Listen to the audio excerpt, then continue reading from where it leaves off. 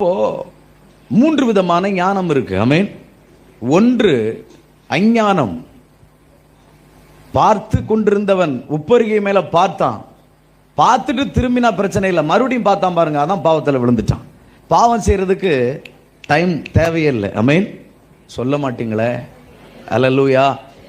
ரெண்டாவது ஞானம் விஞ்ஞானம். சொல்லுங்க, விஞ்ஞானம் சொல்லுங்க. ஆம், ஸ்கூலில் பார்த்தீங்கன்னா 45 நிமிட்ஸ் தான் உங்களுக்கு டைம். ஒரு பாடத்தை நம்முடைய மூளை தொடர்ந்து கவனிப்பதற்கு எத்தனை நிமிஷம் தேவைப்படுது? 45 நிமிஷம். ஒரு பீரியடுடைய டைம் 45 நிமிஷம். அது இந்த உலகத்தில் வாழ்வதற்கு, படிப்பதற்கு, வேலை செய்வதற்கு, கற்றுக்கொள்வதற்கு நம்முடைய மூளை தொடர்ந்து 45 நிமிஷம் பிரிஸ்கா இருக்கும். ஆமென். அல்லேலூயா. மூன்றாவது ஒரு ஞானம் இருக்கிறது. அந்த ஞானம் மெஞ்ஞானம்.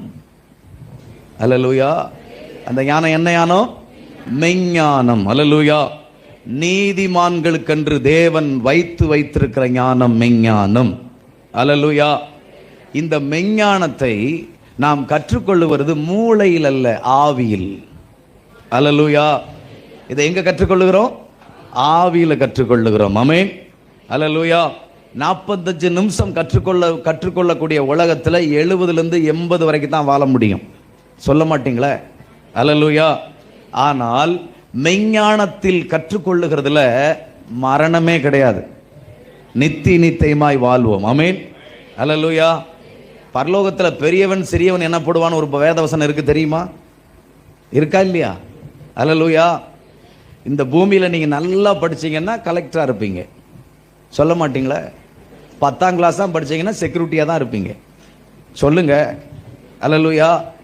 அல்லேலூயா. அதே மாதிரி தான் இந்த பூமியில் எந்த அளவுக்கு படிக்கிறீங்களோ அங்கே பெரிய ஆளாக இருப்பீங்க.